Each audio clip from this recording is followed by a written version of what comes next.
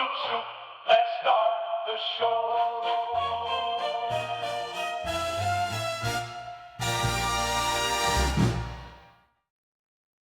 Welcome. Willkommen to das Neverdaily Podcast. 1, 2, your hosting, Sam. Und this is mein Friend und Potato Chase. Mm-hmm. Rhythm is a dancer. Yeah. I got that song be stuck in my head all day because you put it there maliciously. I'm pretty sure. You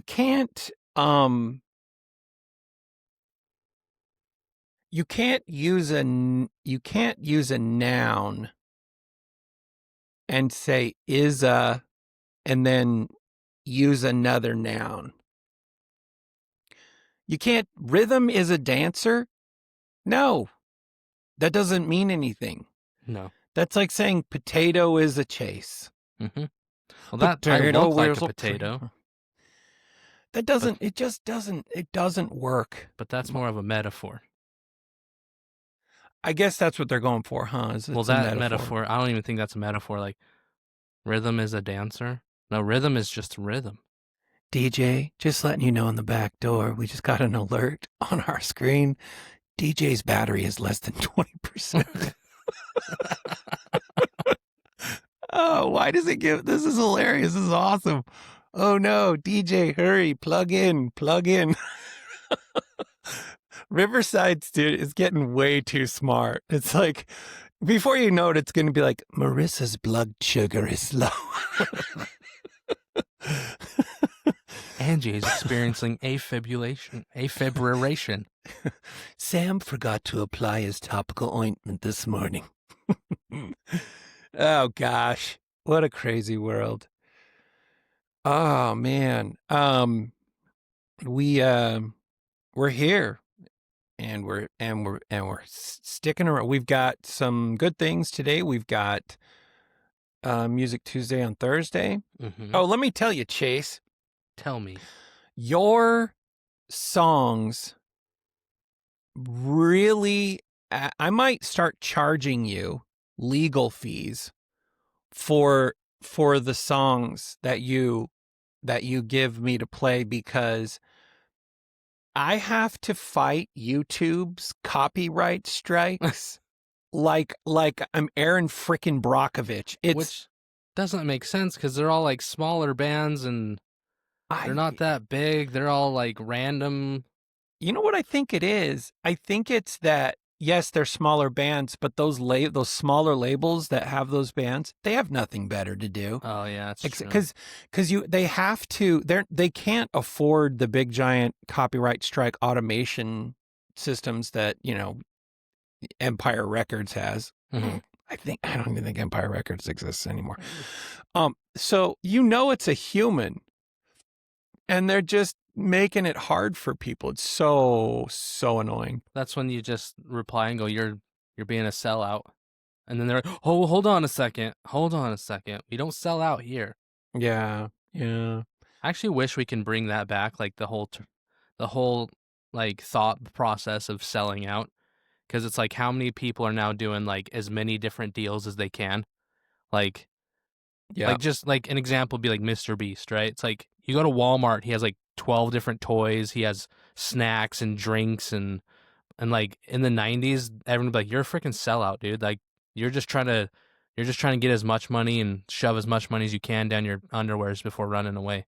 Like that used to be a thing. He's literally he's like our modern day Willy Wonka too. For this reason, is he's not only capitalizing wherever he possibly can, the stuff he's putting out there is super bad for you. Yeah. Like there's not, like I was in Walgreens checking out, and there's like this giant like peanut butter chocolate cup. It looked like I'd have to eat it like a Big Mac, and it was a Mr. Beast food product. Yeah. I'm like, yeah, great.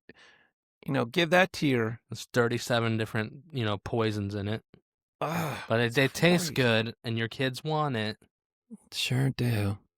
I couldn't remember if this was episode 311 or whatever, so I titled it that up there. I don't know if you can see it, but No, why it am I doesn't show telling? Why me am I nothing. going? Well, that's an administrative thing. Shut up, Sam. We've got a couple fun things for this episode, like we always do. One thing we have is called "What Made This Injury?" Just kidding. That'd be pretty fun. Actually, my sister and I used to play that all the time. She would send pictures. I can't remember what it was. I think she worked in home health or something like that. Mm. And so she would send pictures. I think she also went on a bit of like a gore kick on the internet for a while. And she would send pictures and then be like, guess what did this? And one time she sent one of a guy laying in a gurney in a ER and his face is removed. It's like blown off, and they have like a couple hoses in the holes where his holes would be, to keep him breathing and stuff. And I remember I don't like to be a snob about gore, but she was like, this was a motorcycle accident where he fell off and his face hit one of the side barrier things and it ripped his face off. And but I had seen the picture already and I was like, actually, this is a suicide attempt. Actually. Angled wrong. Whenever somebody says actually, I just imagine them having just cleared their retainer of spit. Actually. One of my favorite actors is that girl from The Middle. You ever seen The Middle? The TV show? I've seen like Yeah. a one or two episodes of it. She's funny. She's like eternally in braces and a retainer. Then she gets him off at one point in the series, and then they actually like let her be attractive also, which was kind of how about I share a little from our friends over at This Is True. How are our friends doing? They're good. They email me. Oh. They email me all the time. Our friends at This Is True. Police responded in force to Kenwood High School in unincorporated Baltimore County, Maryland. The issue, the artificial intelligence system monitoring school security cameras, said a boy outside the school had a gun in his hand. It was like 8 cop cars that came pulling up for us, said that boy. Taki Allen, who was sitting outside the school with friends. At first, I didn't know where they were going until they started walking toward me with guns, talking about, get on the ground. And I was like, what? Officers handcuffed and searched Allen, and they found out I had what? Wait, where's that going? Oh, and they figured out I had nothing, he said. What had actually been in his hand? A bag of Doritos. After he finished them, he folded up the bag and put it in his pocket. Police had a copy of the photo the AI took. It matched the bag. In a statement, police said that they, quote, would refer you to Baltimore County Public Schools regarding questions pertaining to the Omni Alert. The company that sells the system, Omni Alert, was the one that was going to field the questions. A reporter reached out to the company, but it refused to comment. I will say, at one point, I did a big marketing branding campaign for this company, and they sell the alert systems to towns.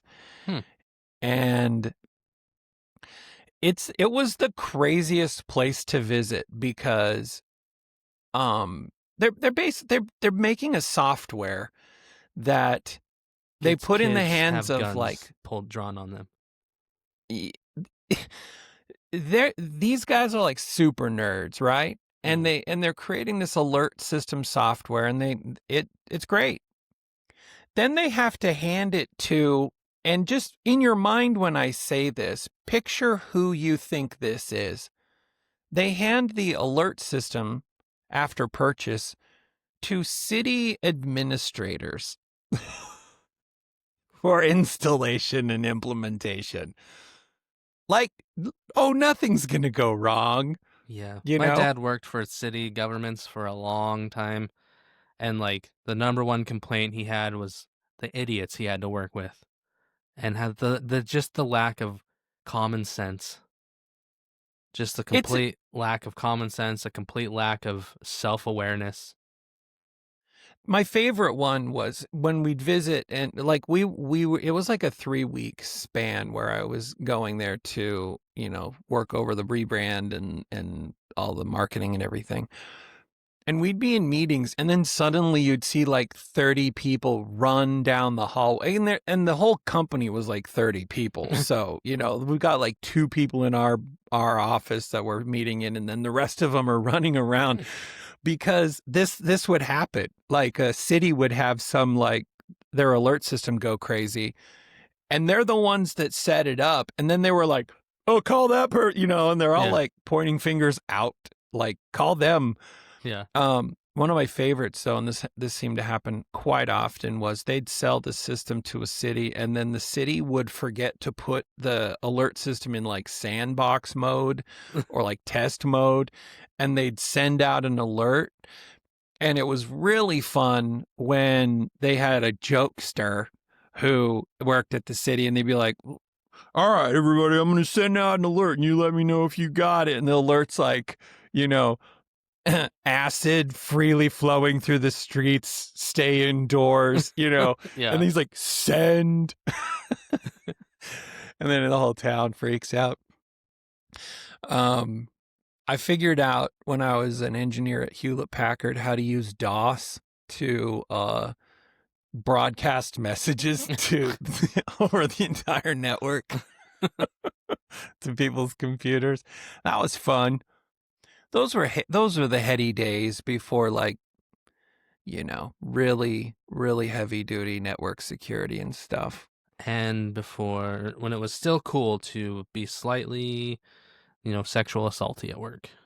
Yeah, you could say something and not get, in Fired. trouble, Yeah. fired. How about another one? How about Yes. this one?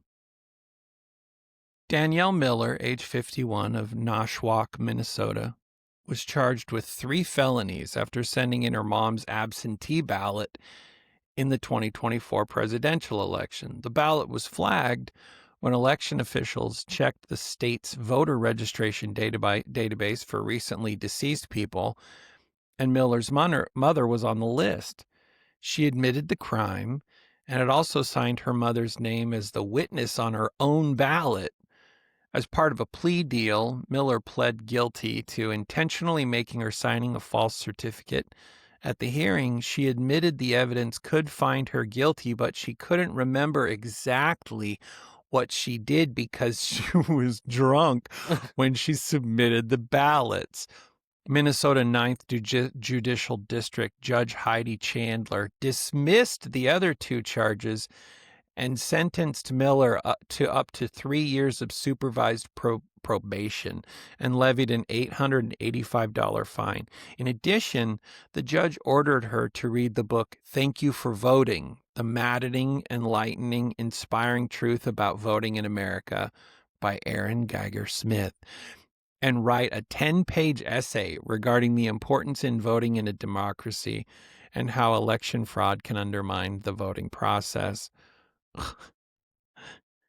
Elections are ChatGPT, maddening, enlightening, and inspiring, not necessarily in that order. write me an essay. I always think that kind of thing's funny because my opinion of people that are that go to the lengths of voter fraud, they wake up in the morning feeling like they are doing good. Mhm. They really do. Like, I truly believe that these people for forget how they got there Yeah. for a minute, but these people believe that they're doing good. They feel like they're assuaging evil, or, you know, But doing their tiny part to get rid of a king. yeah, but the problem with that is that they're taking people who are rational thinking people who believe something different, and they're putting them in this little camp saying, "You're evil, you're bad." And it's the same people who they like they shop with next to the store, they say hi to, and they have nice conversations with, the people, and then but they just think, "Oh, you're evil, you're a horrible person, you're all these bad things that I hate about life because you don't agree with everything I say or do." Yeah, I mean, I've said it before. I think that we've moved into a time period where, when you run out of actual things that educate your opinion, you end up just diagnosing instead Mhm. of dialoguing. And when you diagnose somebody else, usually that means that you've run out of argument. Um, and I don't know. I'm really excited for the year that passes where we're like, hey, yeah, we were. Remember when we all just got sick of hyperbole, and we were like, yeah, it just doesn't work anymore. Like nobody responds upset anymore when I call them a fascist. Yeah. The irony in the fascist one to me is it's so thick, because fascists want to shut down discourse. Mhm. And that's exactly who most of the people are that are screaming, get rid of the fascists. Yeah. I guess we shouldn't do that. We shouldn't go there. We shouldn't go there. Um, I, uh, I came across another, like, nugget of, movie help that might come in handy for some people. For making movies? Well, for watching Oh. movies. Have you ever seen The Conjuring? No.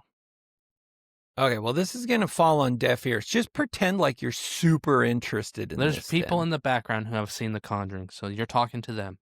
I would say so. F and it once you watch The Conjuring and you're like, "Oh, I can't wait for The Conjuring 2," and then, you know, all of the movies to come out and everything. Um, what you might not know, and it's possible you might not know this, but The Conjuring is not the only one. The Conjuring movies aren't the only ones in the franchise. Hmm.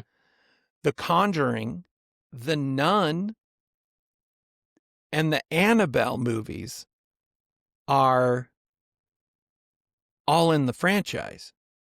So I'm going to share my screen here. Don't worry, Chase. It's not scary. Don't Okay. worry. I'm gonna squint my eyes so I can close them fast if I have to.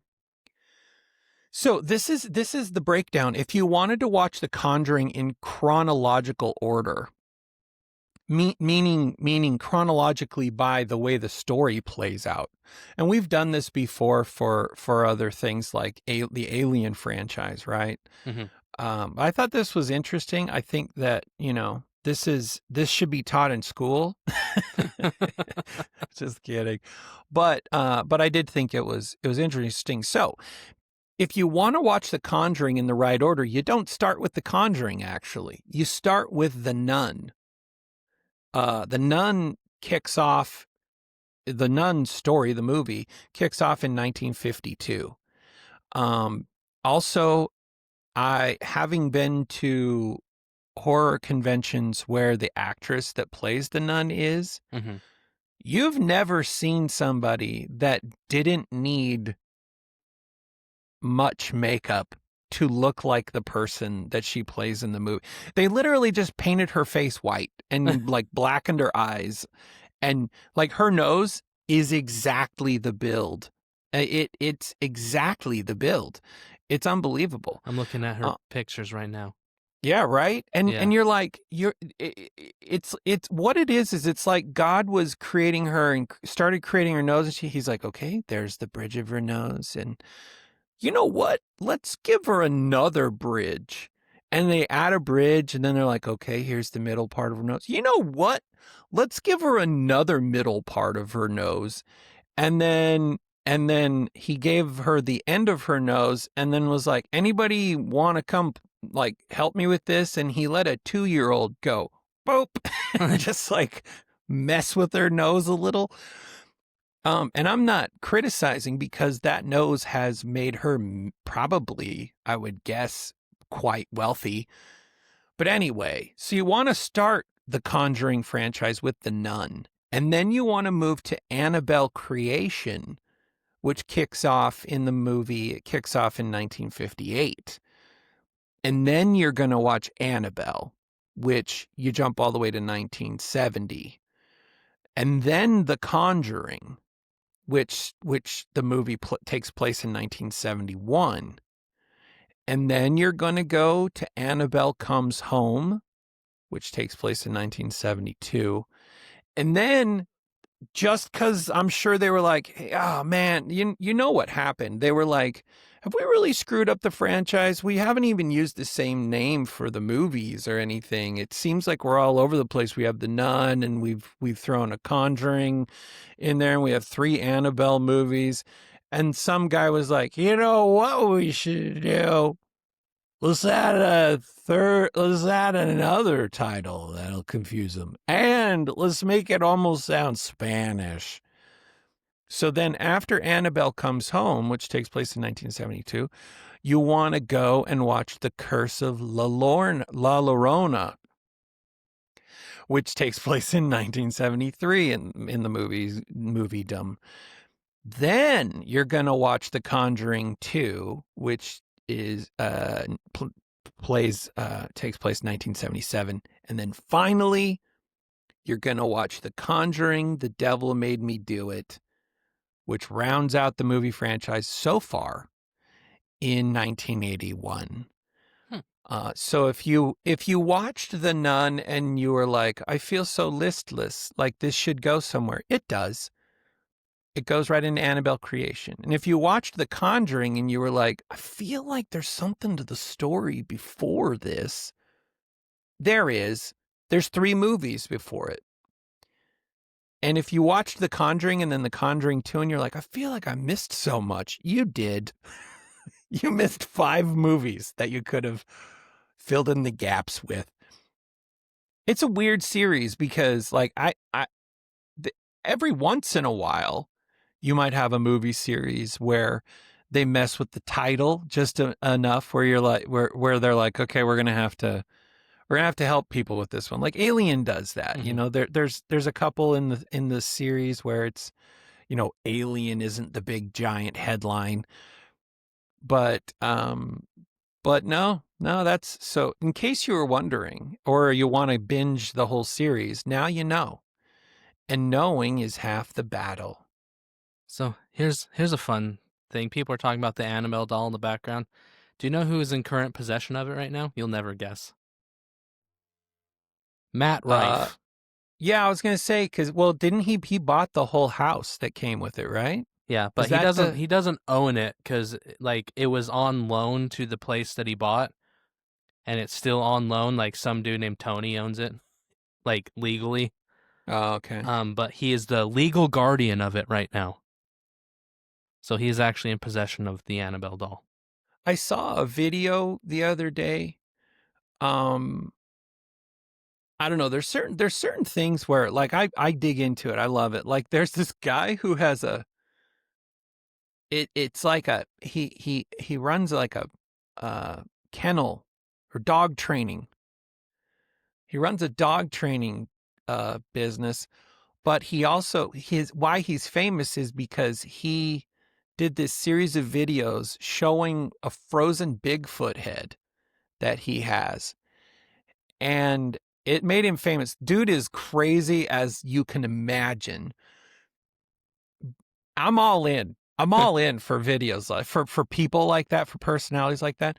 Where I don't know why, where I turn off is like, and I might have mentioned this before, but like when I'm walking through a grocery store and I'm in the checkout line and there's a Time magazine and the Time magazine says more information on Jesus. I'm like, eh. or like, have we found the Ark of the Covenant? I'm like, no, you haven't. You remember back in like the early 2000s, they were gonna open up like that tomb, the Egyptian tomb, live on TV, and then they never Yeah. did. Yeah. They're like it was like 4 hours of like 4 hours. build up, and then they're just Zahi like, Hawass. and then they just never did anything. It just ended, and that was it. Yeah. And it's just That like was how you had to have the biggest balls to hype this up for like months and months, do a 4 hour special, and then just go bye. Yep. There were a couple like that. Telly Savalas did one, and that might be the one you're talking about. I mean, it played out like American Idol. Dun dun dun dun, and there was lighting and everything. And it played out like a telethon. Yeah, it did. Yeah, Telly Savalas did one, and then Zahi Hawass did one like that too. He's he has a couple titles I like to give him. One is he's head of Egyptian antiquities. He's come and gone as head of Egyptian antiquities during the uprising in the Middle East several years ago, the Arab Spring. He was booted at one point. I think he's back. He also holds the title of, and I'm pretty sure he'll stay the title holder for quite a while with this one, the worst guest on Joe Rogan ever. Because he got called on the carpet so many times and he had no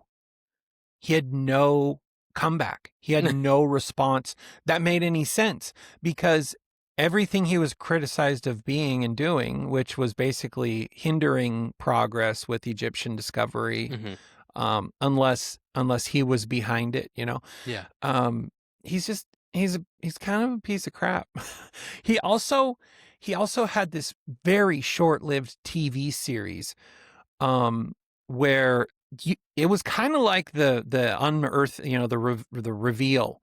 It played out like that. He had this TV series where he had 3 or 4 like 20 something like eager beaver Egyptologist wannabes, and you know, you learned a little bit about their background and everything. Again, it played out kind of like American Idol. It felt very like reality TV-ish, but the promise was that he was going to take you in for an undiscovered, never seen before view into some of these caverns or passages or whatever, right? And a little while into it, when you start hearing the 20-somethings start talking and you realize, like, you're like, these are actors. And not only are they actors, they're not good actors. They're like B movie actors. And so you're like, okay, maybe I'm too in love with what I want them to be, and I'm not giving them a fair shake. And so you let it play a little while, and then they're like army crawling through one of these tight caverns, right? And you'll never guess what happens. They don't get to the end because one of the 20-something girl wannabe Egyptologists, I have to go back. Why are you claustrophobic or something? He says. No, I have to pee. She peed herself in the middle of the cavern. Well, and then it just like, and then I was just out. I was like, this is the dumbest thing I've ever watched. And I was out. So don't ever watch that, people. Yeah. Don't ever watch that. You can't spell ass without that guy's name, by the way. Hawass. Ooh, Can't good spell one. ass without Hawass. Serious. Should we do Music Tuesday on Thursday? Yes. All right. You want to go? Yeah. I'll go. You go. You go. I've been talking a lot. You go. That's a ugly car. A you go. Anyways, this is my introduction into, you know, some screamo music for people. Screamo light. The band is A Day to Remember. I have one of their albums behind me. Shout out, Day to Remember, ADTR. This is probably one of their biggest, most famous songs. You probably haven't heard of it. But it's really good. It's a good pump-up song. One of my favorite vines is a video of a little kid he's asleep in his car seat, and he's just dead out asleep. And the little caption was like, when you raise your kids right, she turns on this song that we're going to listen to, and the opening starts up, and the kid is asleep, and his head starts bobbing, and he's already headbanging before he even wakes up. And then he opens his eyes, and he's just like, yes, this is my jam. And like, Was it he's this like, song? it was this song we're gonna listen to, and he was like a 2-year-old little toddler kid, and like he's just like, yep, this is worth waking up. I'm not even mad. I'm happy about this. So yeah, the song is called "The Downfall of Us All," and it has one of the coolest intros, one of the most well-known intros in the music scene of the screamo scene. So that's what we're gonna listen to. Before we do it, you reminded me of something when you said it was a meme that says, you've raised your child right, kind of thing. I saw one the other day that it took me a second, but then I got it and I thought it was funny. It's like this bro dad, and he's got this like smirk on his face, and it just says, you've raised your child right when they are in math class and teacher asks them what 45 plus 45 is, and you say 135. The kid says 135. 135. Because that includes the bar. That was pretty funny. What do you mean? It's 135. Yeah, it's 135. Duh. For anyone that doesn't know what that means, is when you lift weights, the bar that most people use is a 45-pound bar, and then you put 45-pound weights on it. So you're pushing 135 when you. Yeah. Oh, that was funny. I was like, aha, that's funny. The men's bars are 45s. The women's bars. Do they change the bar weight? Yeah, because it's because it has a smaller diameter on the bar. It for smaller hands. Yeah, I'm not joking. There's women's bars. They're thinner, so it's easier for women to grab, I guess. Like, even though the men's bar isn't that big around anyways. But yeah, that's a thing. I was trying to think whether or not my gym has two sizes of bars. Maybe over in the CrossFit section they might have more than one, but usually they're like the ones I've seen, for some reason they're always like a pink or a lilac color. Oh, they change the color of them too? Yep. Oh man. All right, let's do your song. So this is The Downfall of Us All by TBGTS. ADTR. ADTR. Here we go.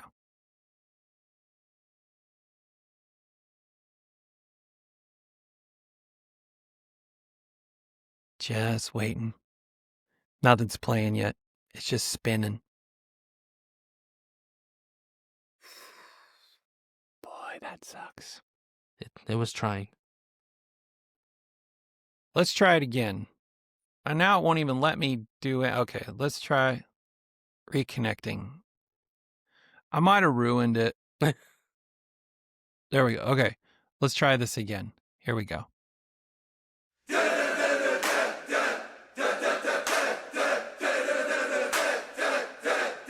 Let's go!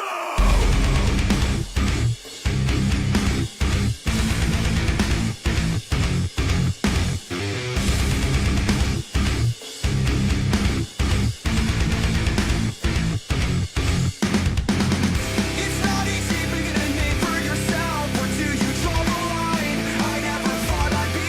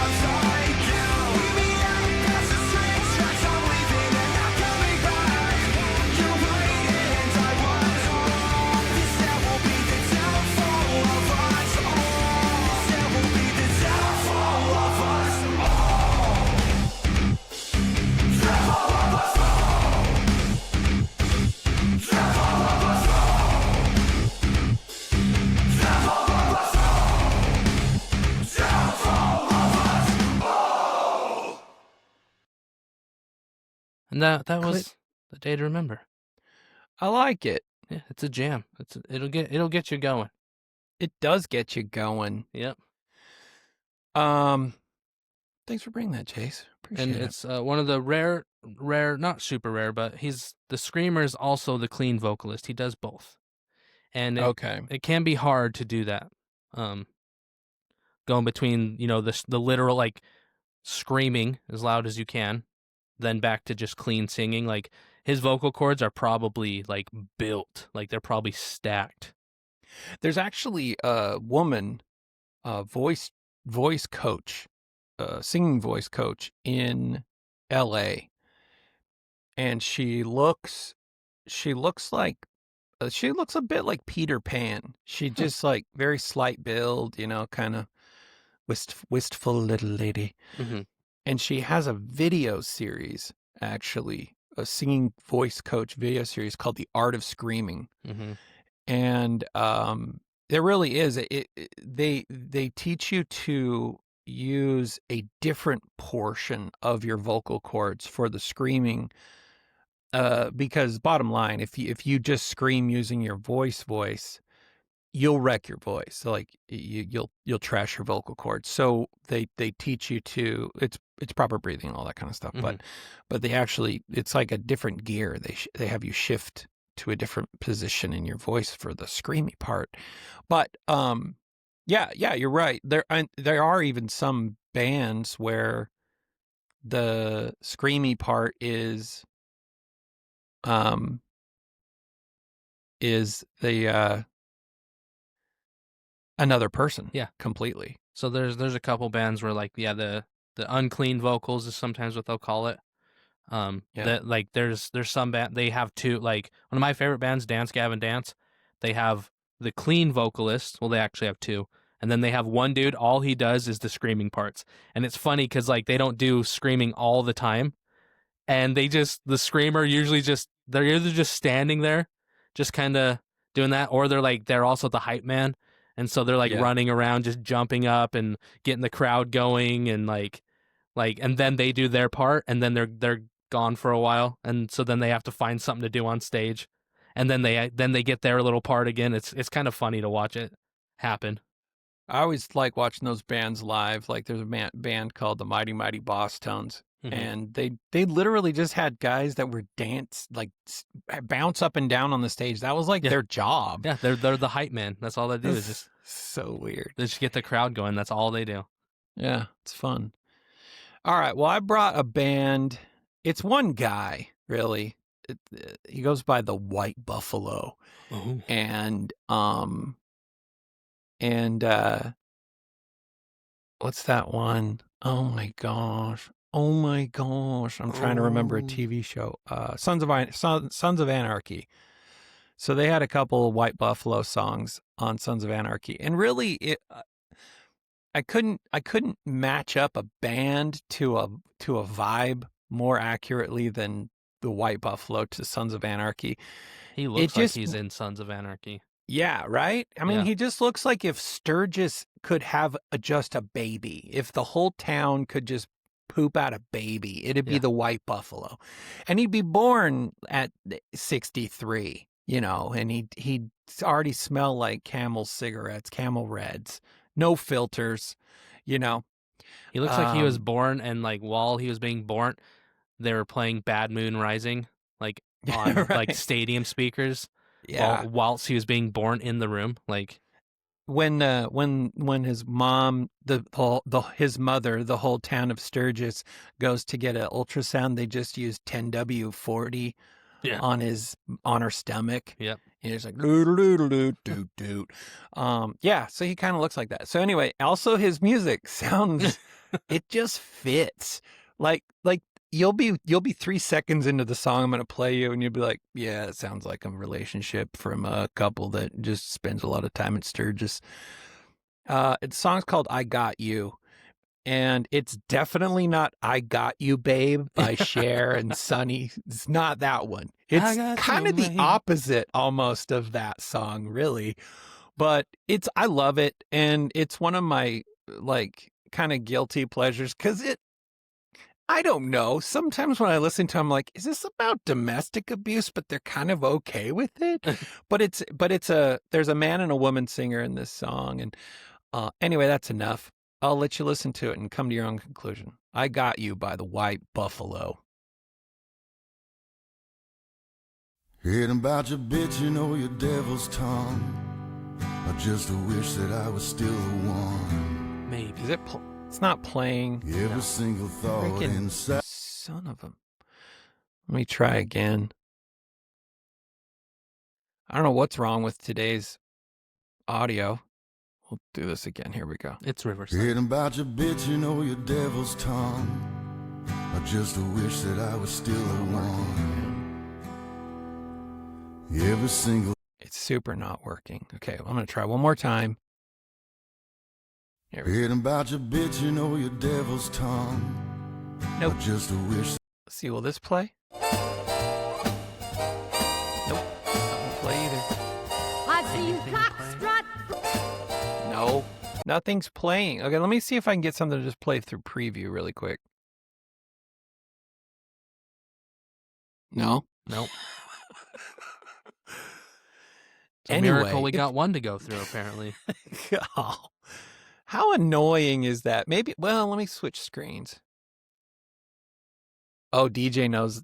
I kind of had a feeling DJ might, in the back door, he might know the song. I don't know why I had that feeling. All right, I'm going to try one more time. Here we go. Let's try it. Nothing. Hold my breath. Nope. It's not working. Oh, wait. Hearing about your bitch, you know your devil's tongue. Nope. Dang it. Just So wish mad that I right was still now. the one. Biscuit eater. None of the songs are working though. I can't get the yay. Yeah, I don't hear nothing. No. Yay's not working either. DJ says he hears it. Oh wait, you do? Oh, And so does okay. Molly 42. Okay, well, maybe it's just the visual isn't playing. So okay, we're gonna I do don't it. hear anything, but play it for I don't either. Play it for the peeps. I'll play it. Marissa And if you can't can hear hear it, it, so great. it's just like only some people can hear it. Yeah, I'll fix it in the edit too. All right, so I'll give this a shot. Hopefully it's still not playing right now because I don't have anything playing, but okay, here we go. I'll just watch the time and then stop it when it looks like it's done. And Here we let go. us know if you can hear it in the back door. All right, here we go. Hearing about your bitch, you know your devil's tongue.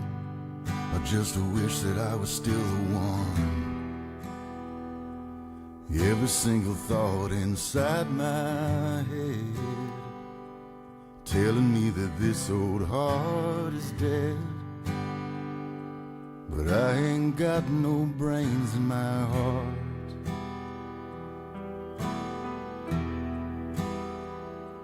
But I got you in my veins, in my blood. And I got you making me insane and boil my blood like there ain't no other love. The hearts aren't always red, they're black and blue.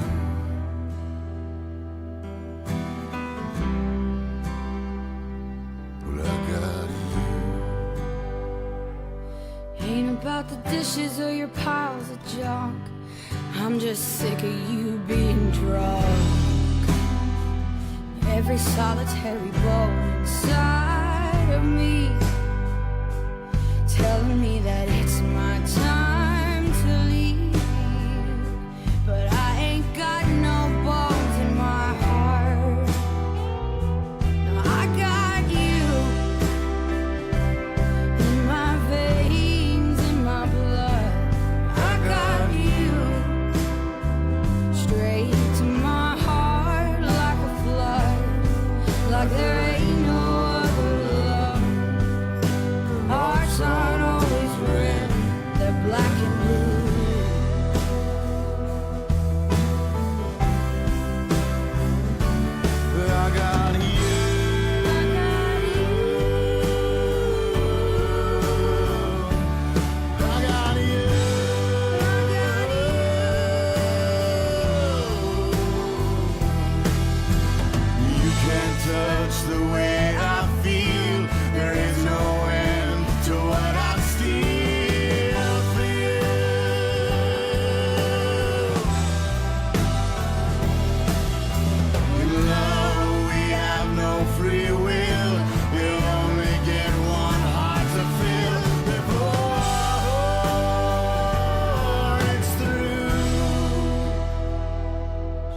got you in my veins, in my blood. I got you straight to my heart like a flood. Like there ain't no other love. Hearts aren't always red, they're black and blue.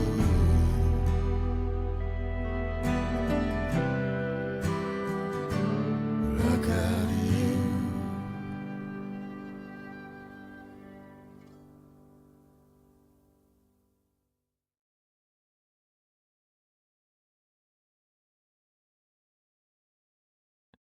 And that apparently was I Got You by. Now my layout's all jacked up though. Can you stop sharing your screen? Well, it's the stupid big screen for the thing that's not playing at all. Yeah. Oh, this is so annoying. Now it's not even us at all.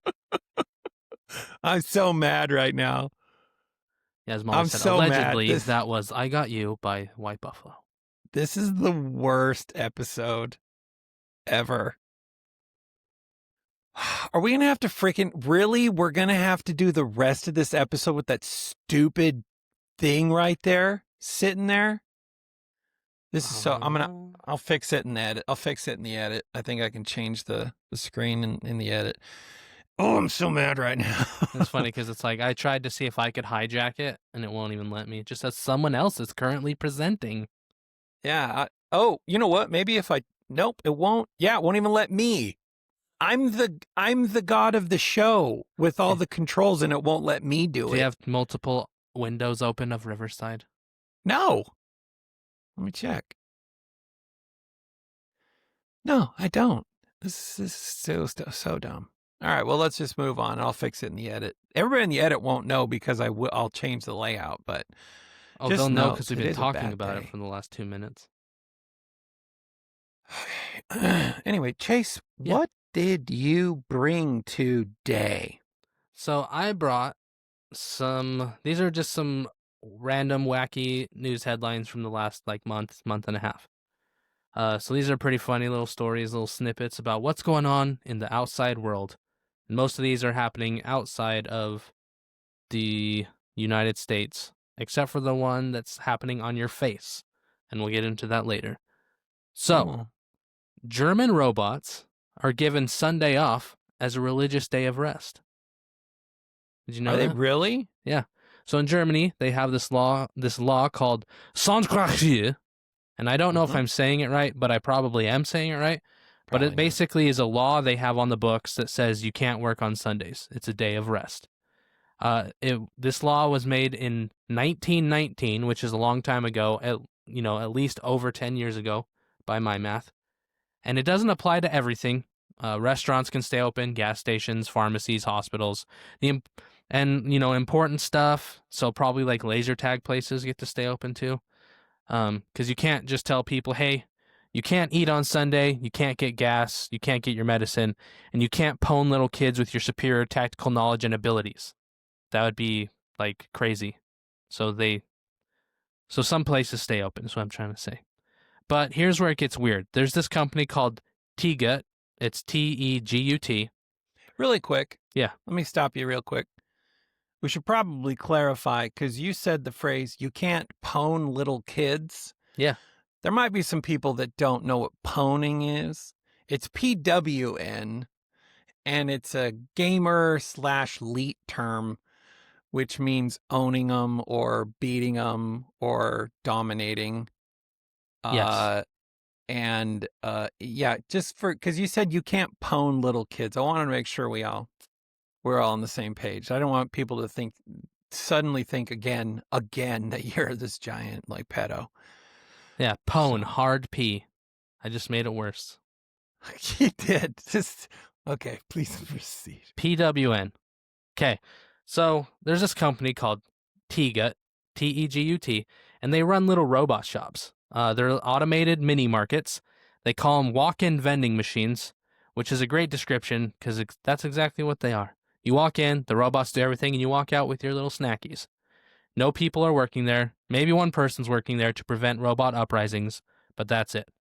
So this company, like, they're in the supermarket business. They have 300 regular supermarkets, like the regular grocery store. There's people that work there and stuff. But they also have 40 of these little smaller robot-only shops where you can just push buttons and order stuff, and it gives you stuff. So this law from 1919 says that some of these robot shops have to stay closed on Sundays. So the robots are getting their rightfully earned day of rest, probably for religious reasons. And It's so 1919, huh? that's when the law came in. Yeah. Okay. So it's like, do robots need rest? I don't think they do. They're robots. They don't get tired. They don't have souls, probably. Although I don't know for sure because I'm not a robot scientist. So it was brought up in court. They're like, someone's like, hey, these are robot shops. Like, no one works. So why do they fall under this law? And a court literally said, no, it applies. And it's in the state of Hesse, which is where Frankfurt is, but it doesn't apply to Bavaria. So in Bavaria, the poor robots have to work all week long. No days off. Do you think the robots in Bavaria are jealous? I want to know what determines, like, what's the break where it's no longer considered, like, is my hand mixer considered a robot? Because if so, like, you said this is how often? They get every Sunday off. Yeah, so that's like Lent. That's Yeah. like robot Lent. Like, but where does the breakdown? You know, what is considered a robot? Like, could you drive a Tesla on Sunday? I don't think you should drive a Tesla on autopilot at all. I just saw a video of a Tesla running over a piece of road barrier. Didn't recognize it. Didn't even slow down. They hit it at 70 miles an hour. Was it that one where they were trying to make that The they were cross-country gonna drive road it all trip, and and it they got, like, made it 30 30 miles. miles, Yeah. and they hit a chunk of road barrier, I mean, and it to be ripped fair, the frame out. that was like sitting squarely in the middle of the road, and it was it disabled the car. It wrecked the car. It ripped the front axle off and bent the frame. Crazy. And it didn't even slow down, didn't even acknowledge that there was a giant piece of something in the road. Yeah, it's crazy. Okay, so that was the first. This one, beards aren't actually as dirty as toilet seats, as a lot of internet little propaganda has stated. So I have a question. Do you have a beard? Yeah. Okay. So everyone's probably seen it. There's a whole thing a while back where people are saying that beards are dirtier than toilet seats. And it's kind of true in a way, but not really. So they can be germy, because if you think about it, your face is warm and your beard is covering all the little nooks and crannies, and it's got hairs and oils, and you touch it with your hands and you get your food in it, and it protects your shirt from getting stained. So obviously it has bacteria growing on it, but our whole body has billions of microorganisms on us right now. Bacteria, fungus, viruses, Yeah, you bugs. should check out underneath your nails. Yes. Sometime. 60% of people have eyelash mites, but UCLA did a study and said that's okay. So science, like, it's really, your body's really disgusting if you think about it too much. And so, like, beards also. Oh, go for it. I was just gonna say I'd make the argument that you could go tell me all day long that my beard is dirtier than a toilet seat, and I will just return with what makes dirty. What when you're talking relatively, what is dirty? Are you talking because of the number of bacteria or animals living in my beard or something? And then I will just circle back to none of it matters because I don't have poop and pee all over my beard. Because that's where I'm going to draw the line and say that's dirtier, because you could get super sick. Yeah. If you licked my face, you wouldn't get sick. Probably. You also can't get pink eye from my beard. Yeah, that's you true. know? Yeah, it's true. And also, beards have pubic lice, though it's rare. So yeah, Gross. be careful. You have to sift through the sands before you dive into the dune. That's some life advice for everyone. So that's just stuff I don't want to think about. That like, have you ever known someone with pubic lice in their beard? Nope. Good. So beards don't really pose much of an infection risk, like you were saying. Like, yeah, they're covered in stuff. Our whole body's covered in microbiome stuff, and yeah, if you just look at the numbers, there's more stuff living on your body than probably on the toilet seat. But like you said, the stuff on the toilet seat is way worse for you than the stuff that's on your body. Yeah. So, and if you just like wash your beard and stuff, like that's not a big deal. Like just wash yourself, and you don't really have to worry about it. Well, and I don't want to freak out any germaphobes here, but our whole immune system is strengthened by its ability to work out, and it works out by attacking stuff. Mm-hmm. And we get a stronger immune system because of it. And that's dim science, but for the most part, that's true. And I hate to be the bearer of dirty news, but you could shower in near hot, scalding water and soap and everything, and you get out, and there's still microscopic things all over you. We're organic beings, and because of that, we have a layer of decay at all times. Yeah. And so we have a number of things on us that we can never really get rid of, and it's okay. It's okay. They're part of our biome. Yeah, like everyone. Here's a fun one. Everyone has staph on them at all times. You've heard of staph infections? Staphylococcus. Yep. It just There's becomes also a bunch of problem different when types, too. Yeah, it just becomes more of a problem when your immune system is suppressed or low or whatever, fighting something else. Yeah. So yeah, everyone's dirty. Everyone's super dirty. And so there's no really getting away with it. I'm sorry for all you germaphobes. It's just how it is. We All right, got next. a message from one of our daughter's friends' families the other day, and she was making the rounds saying, "Hey, so sorry to let everybody know this, but our daughter has hand, foot, and mouth disease. Disease. It's like chicken pox, apparently, but your hands, feet, and your mouth get blisters.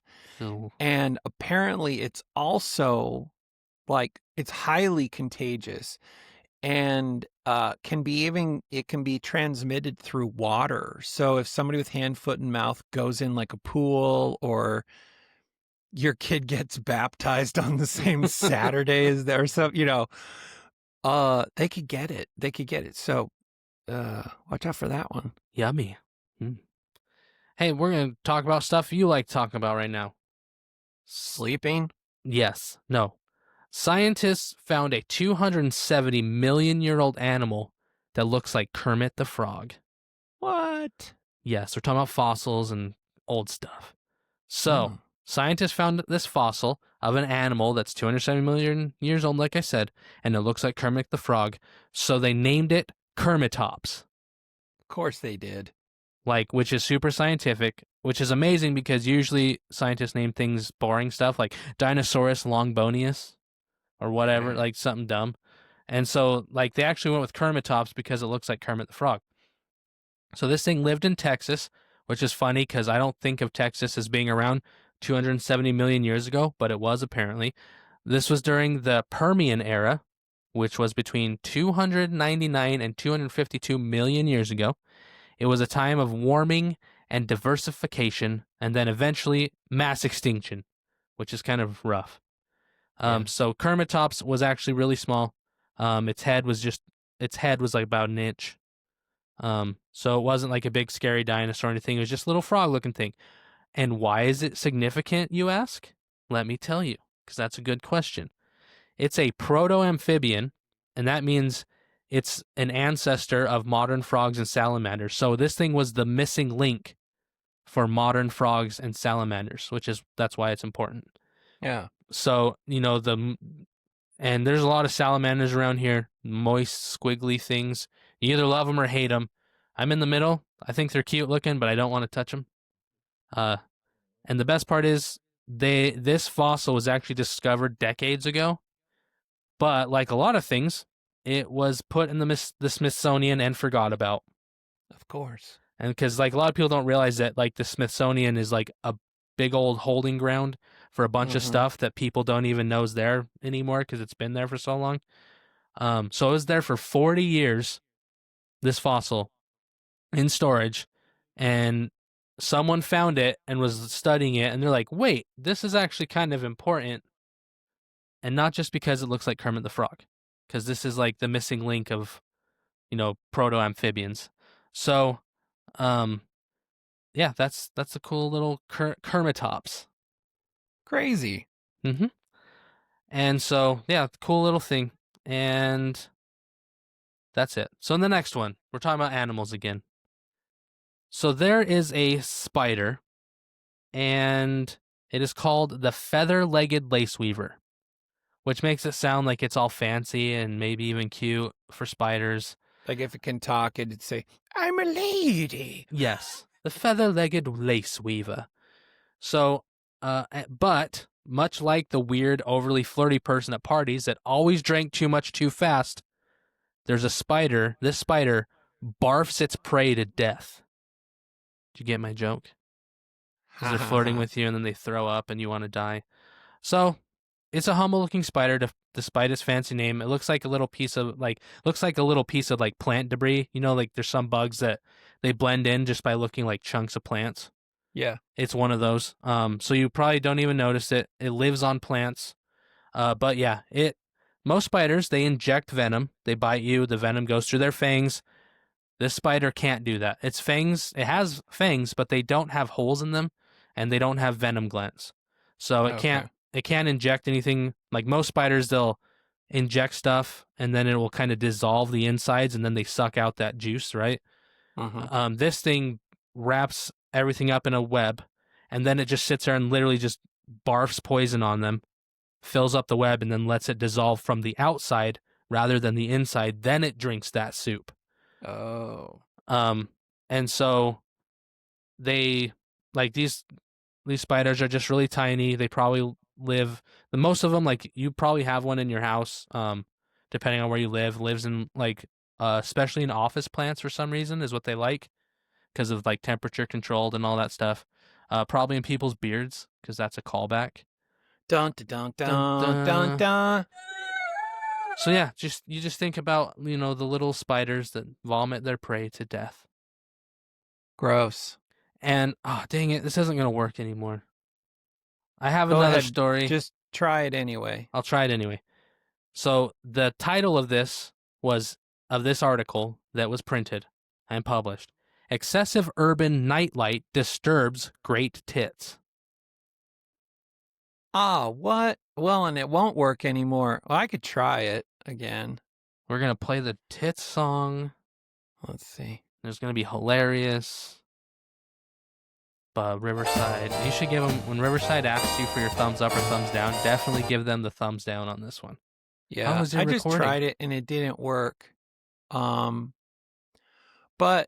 maybe the people in the back door heard it. Oh, Molly they heard it. It was working. Must be just on the front end. But see, that's the other thing. Marissa says she can't hear it. Okay, here's a question for people in the back door. Derek heard it. If you heard it, are you using the Riverside app to watch our back door?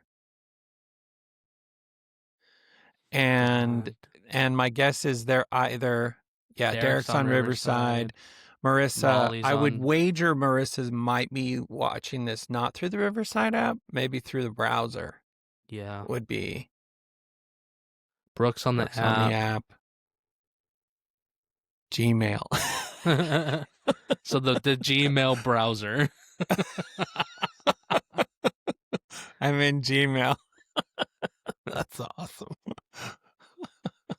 All right, so back Okay. to my excessive urban nightlight disturbs great tits. So before you laugh, great tits, as we all know, are birds. Actual birds. Yeah. And we tried to listen to a song that Sam wrote about it, but, Riverside sucks. So this is a real scientific study that occurred. The Sempak Ornithological Institute in Switzerland, which is a place that studies birds, They studied great tits in both city and forest environments to compare their nesting behavior. So what they found is that city lights make the birds restless, and in well-lit areas, the birds spend less time warming their eggs, so they're not sitting on them as much. It's too bright, and that means lower hatch rates and fewer baby tits. It's just math, just how math works.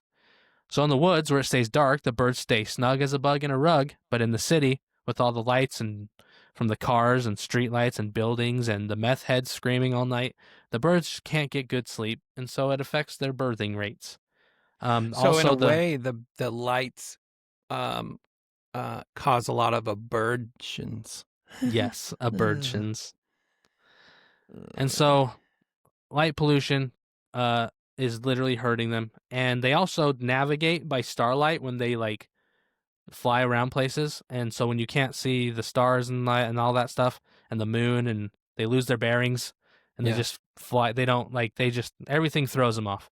So they're trying to use the stars to figure out where they're going, but they can't see the stars because there's a Motel 6 and Tom Bodette left the light on for them. He sure did. Boom, 90s joke.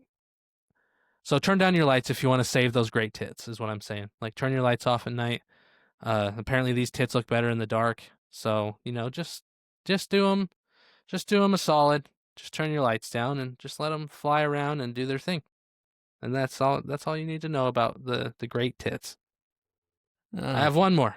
Last one. And then we'll turn it over to you. This one I think a lot of people knew, but modern dog ownership is redefining parenting.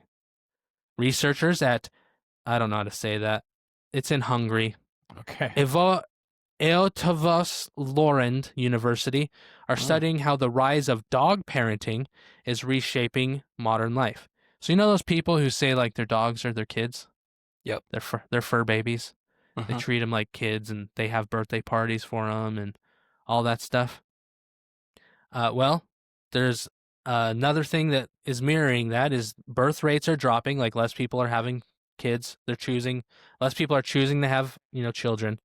And so that means loneliness is actually rising. So a lot of people are turning to dogs to fulfill their nurturing instincts without the cost or stress of raising actual children. So this study found that dogs offer similar cognitive engagement as nonverbal toddlers. So like having a dog and engaging with that, you get the same, dopamine and endorphins that you do from hanging out with and, with a toddler. But you're like the grandma of the toddler. You're Yes. like, I go and play and then that's enough. Yep. Actually, though, but the dog sticks around. That Yeah. makes a lot of sense, I think. And so having a dog gives you someone to care for, and where, traditional family structures are not as common anymore. Not to say they're gone, but just there's a lot more people not having kids. So the question was, do you think like are dogs replacing kids? Not entirely, not yet anyway. But for some people, it's just a more manageable way to get, that deep emotional and biological need to feel a sense of responsibility. You get endorphins from it. You don't have to save for college with dogs. You don't have to worry about them borrowing your car. They're just there and they love you, and you take care of them. Yeah. And so No, it's all the good things in like rearing a child Mhm. minus. I guess no, I take that. It's not all of the good things. It's not all a good thing. It's not the exact same, but like science has shown that you get, the same type of endorphins, maybe not on the same level, but it's like you're getting something out of it, right? That you need. Like it's reducing your stress. It's doing all sorts of things, on the science side.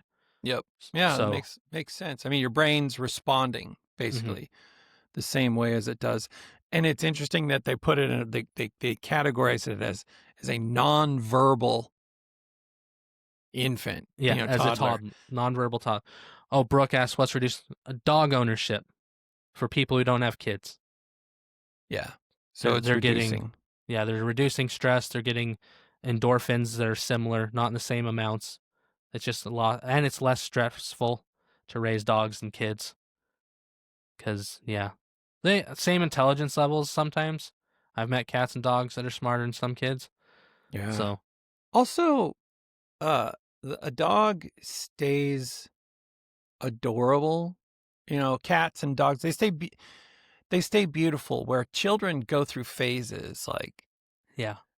rare is the child that is born utterly beautiful, Mhm. and then rare is the 11-year-old child who Yeah. isn't going through like a cocoon phase, where Mm. their teeth are 12 times too big for their face, and their heads, too big or too small.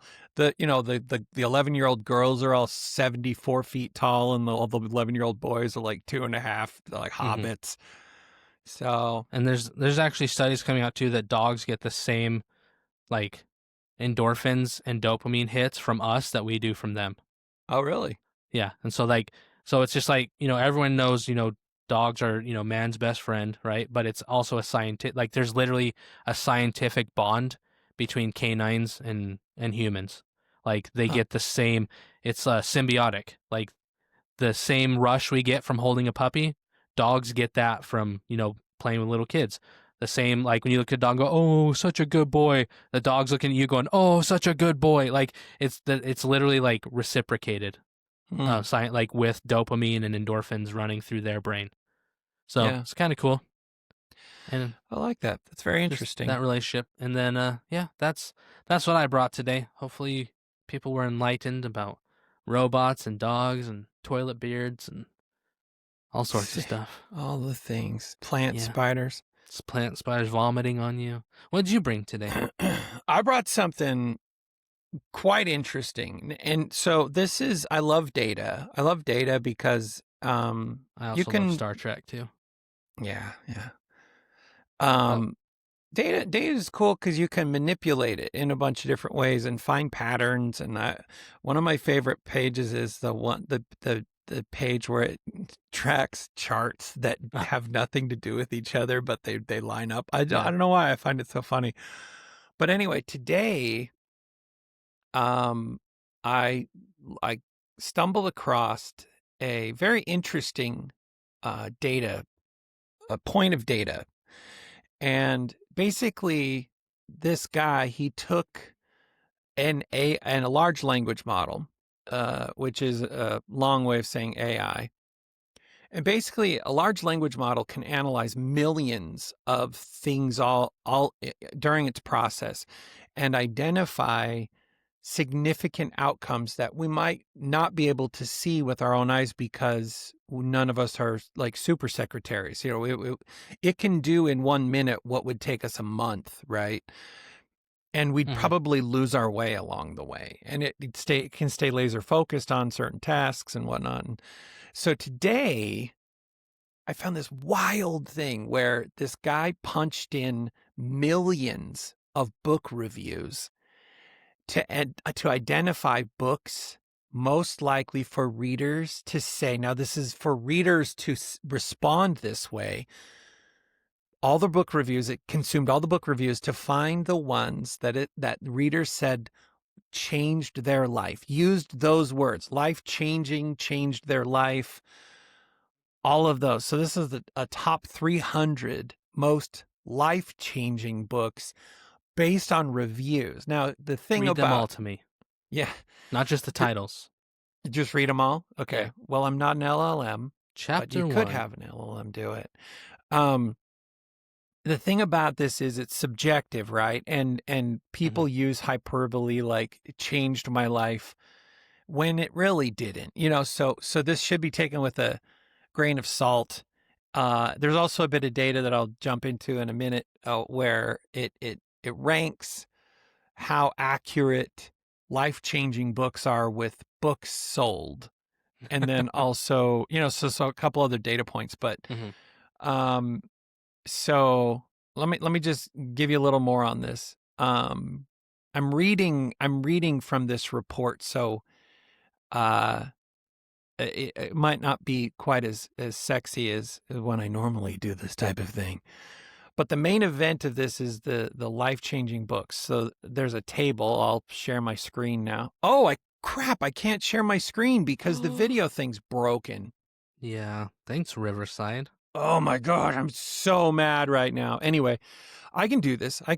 So what I'm going to do is I'm going to tell you uh, the books. I'll give you the top 10, and maybe we'll play around beyond that a bit. You can also sort this by genre.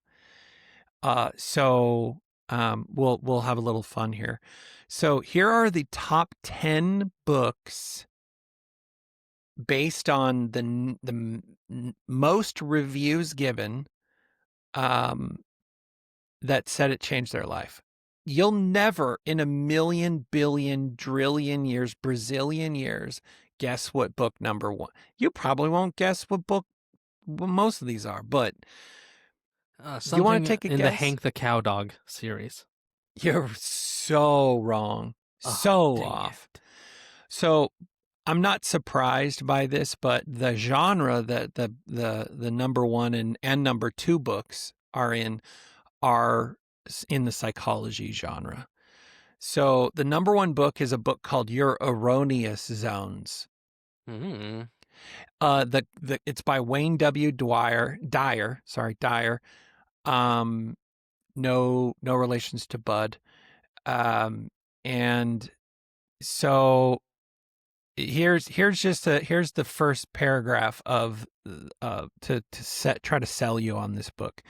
If you're plagued by guilt or worry and find yourself unwittingly falling into the same old self-destructive patterns, then you have erroneous zones, whole facets of your approach to life that act as barriers to your success and happiness. Perhaps you believe that you have no control over your feelings and reactions. Dyer shows how you can take charge of yourself and manage how much you will let difficult times and people affect you. Or maybe you spend more time worrying what others think than worrying on what you want and need. Dyer points the way to true self-reliance, from self-image problems to over-dependence on others. Dyer gives you the tools you need to break free from negative thinking and enjoy life to the fullest.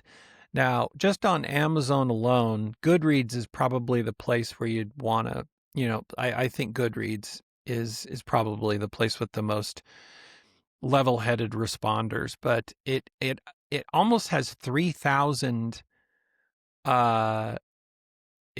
it has 20,894 ratings on Amazon alone. It has a 4.6 stars, and it is rated as the number one most reviewed book, saying it changed people's lives. Life-changing, changed my life, all those types of terms. Number two is Psycho-Cybernetics, a new way to get more living out of life. Again, it kind of does the same type of thing. Psycho-Cybernetics is a term coined by Dr. Maxwell Maltz, which means steering your mind to a productive, useful goal so you can reach the greatest port in the world. Peace You must of not mind. have ADHD. Yeah, so these are definitely, I would say they're leveraging a challenge that I think a lot of people face. And then we go from those two. Number three on the list is a book called, now this is the first one in a different genre. It's in the relationships genre, and it's called Nonviolent Communication, a Language of Life. That sounds fun.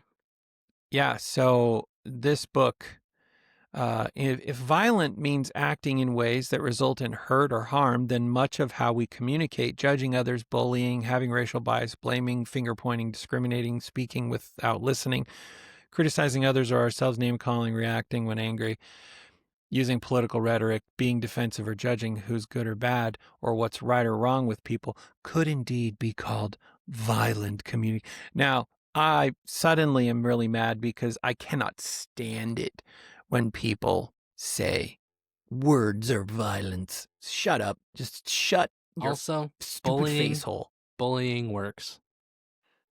Well, here's the thing. Yeah, it does. Violence is how nations are built and toppled. And I'm not pro violence, but it's a problem in our day and age when we lump so many things into the violent category. Well- Because like we were talking before, people that wake up and like violate voting rules, they feel like they're doing good, right? Mhm. Well, when you convince an entire society or a group of people that words are violence, you're telling them, if you hear these things because they're violent, violence is an okay response to it. Yeah. And we're seeing that a lot, and that's not right at all. And I just have one thing to say, and I think I'm on the right side of history here, and it'll age well. Shut your stupid face holes. Mhm. And if you feel like that's violent, then I also want to tell you to shut your stupid face hole. Hey, I'm gonna give you a little scenario. You can't build a house without violence, right? Yeah.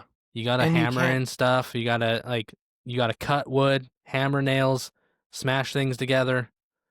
Like screw things together, like hammer stuff. Like any machinist, there's a lot of cutting involved, right? Which is violent. Like you can't build stuff without violence, without Well, breaking down, without force, without like that's just how things work. I think you could also, like, if you went and talked to people that work in the mental health field, like in a mental health hospital or a place like that, or talk to the police, words only can go so far sometimes, because people aren't always completely hinged. Mm-hmm. And so, like, we live in a day and age where we have a very bananas duality, where some things have gone so far that,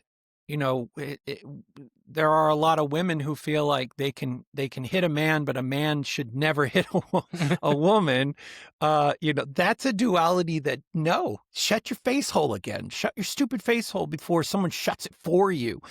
Kind of, that, and then that we can talk our way through all the problems. They've tried that. They've tried it in cities. They're like, well, we're going to send social workers out when there's a 911 call for a mental health issue. And guess what ends up happening to those social workers? They They get get attacked. violenced on. Yeah. So I'm not saying violence is an answer, but I can't. This one here, in my opinion, this book is definitely feeding an ilk that I think should find a place further back in line. Yep. It just goes back to the whole how do you build muscle? You have to break it down first. Yep. Like some things you have to break down in order to build them up.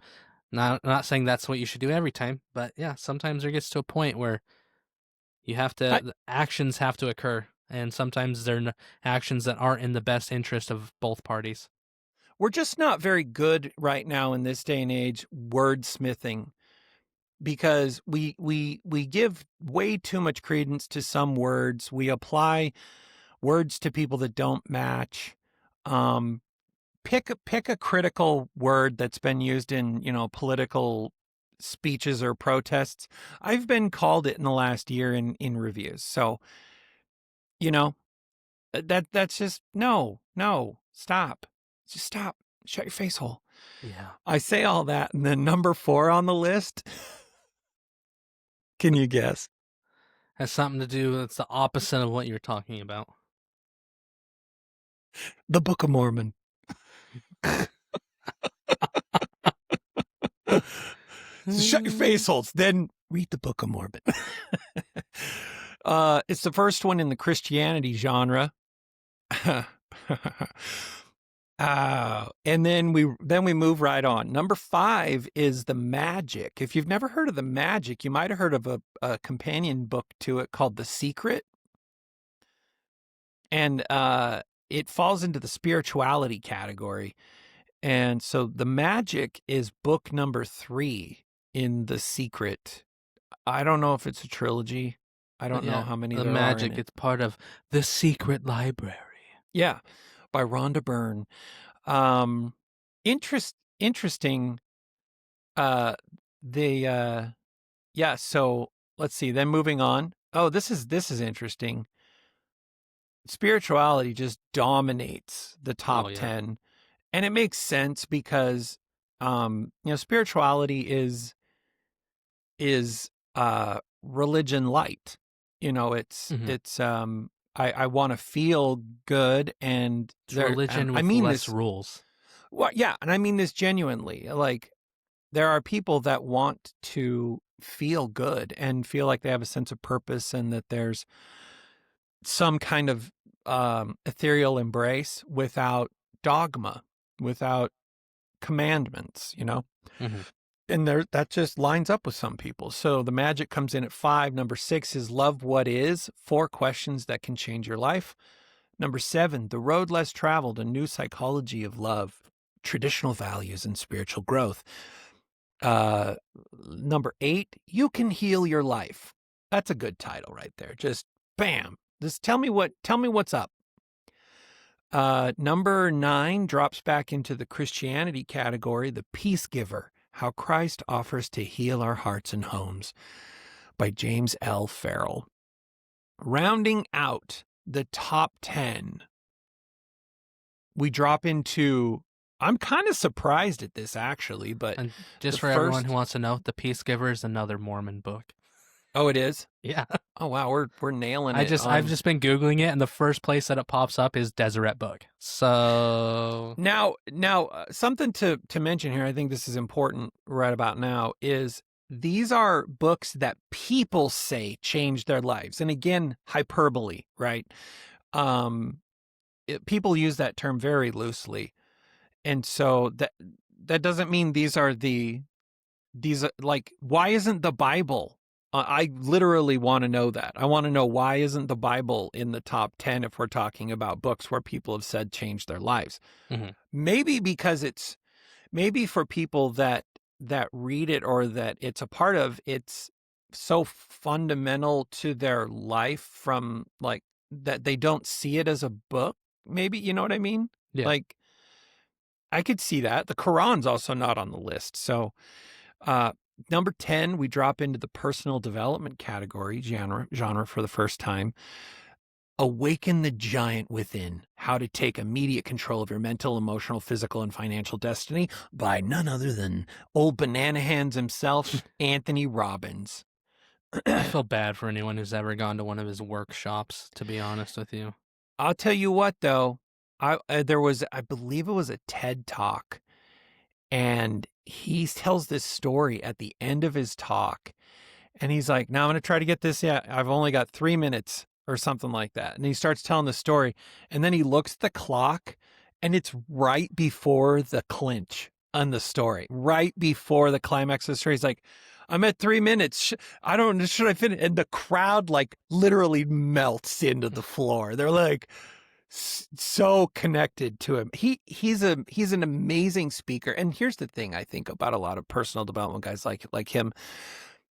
They're like the Bible, where it's inarguable that if you follow to a T, if you follow what they wrote, then your life will improve. There's some math to that, but yeah, it's, but it's also really hard when you're putting down absolute facts, Yeah.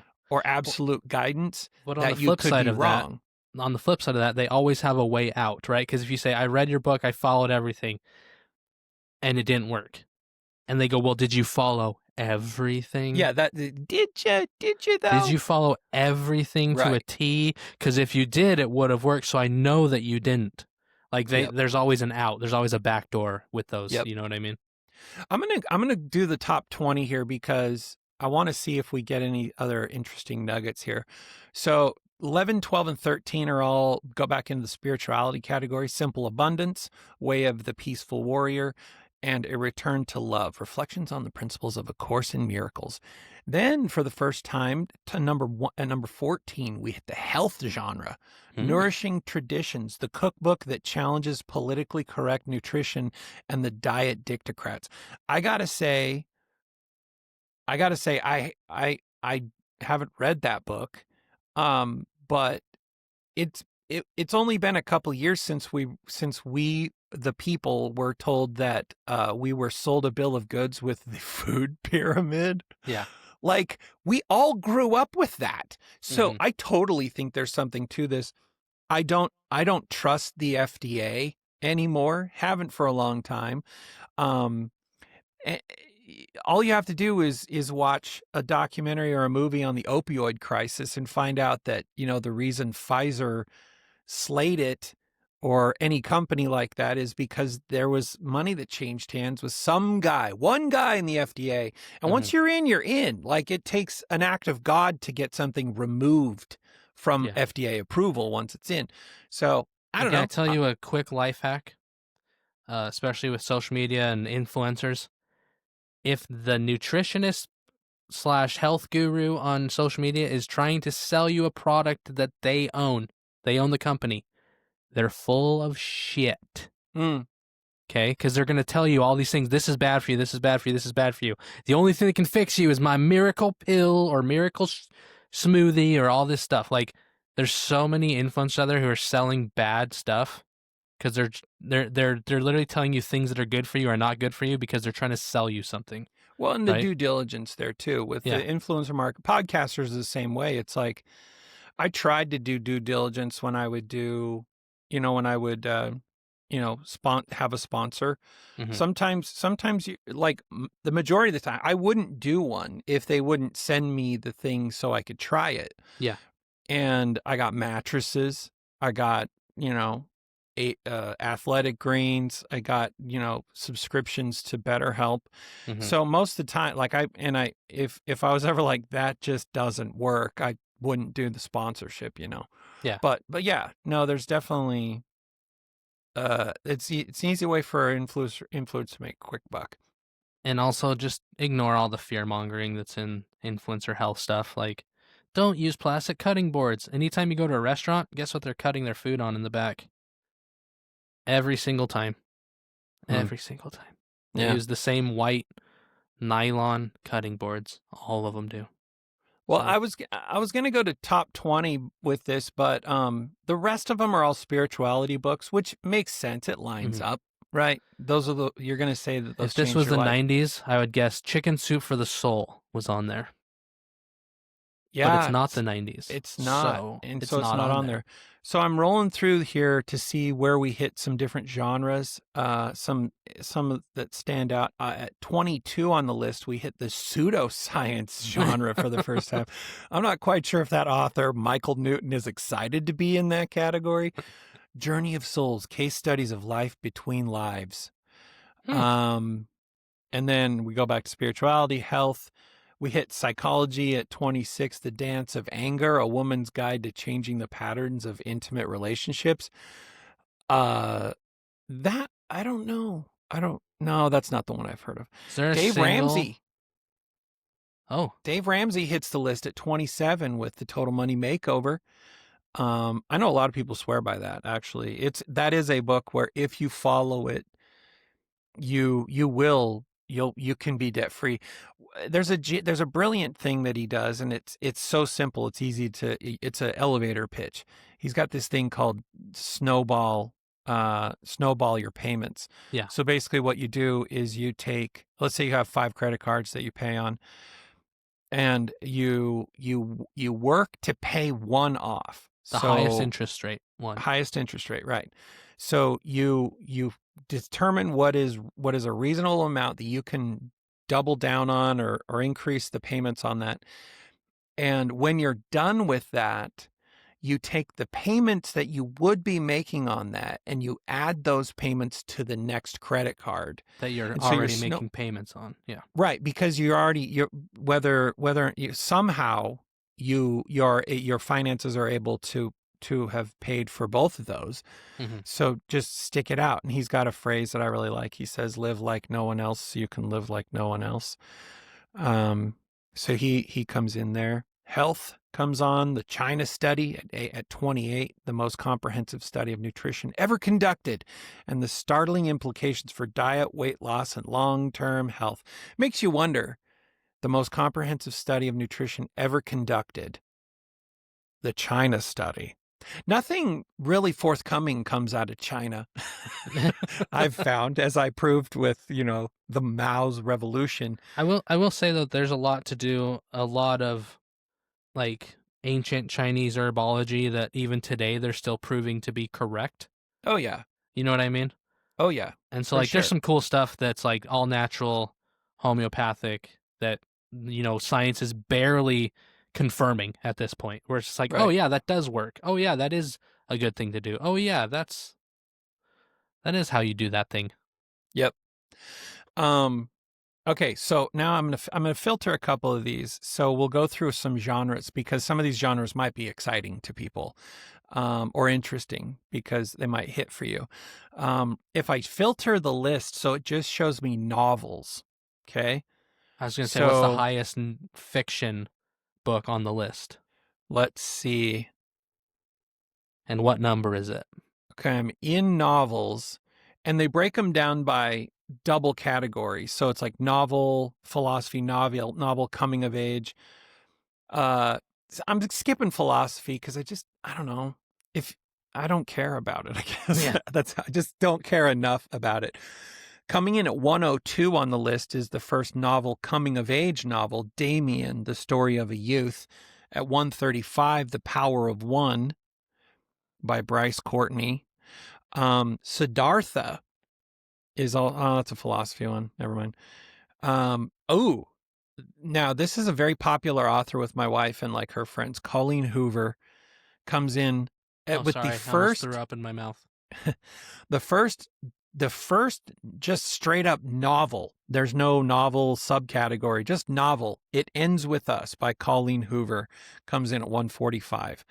Then The Alchemist by Paulo Coelho, which I love that book. It's not a long read. It's pretty interesting. I My actually mom enjoyed has it. that book on her bookshelf because Yeah. it was always at eye level whenever I'd walk by it, and it was like a different color than all the books around it, so I always remember it.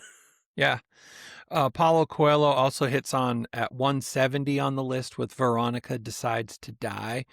Haven't read that one.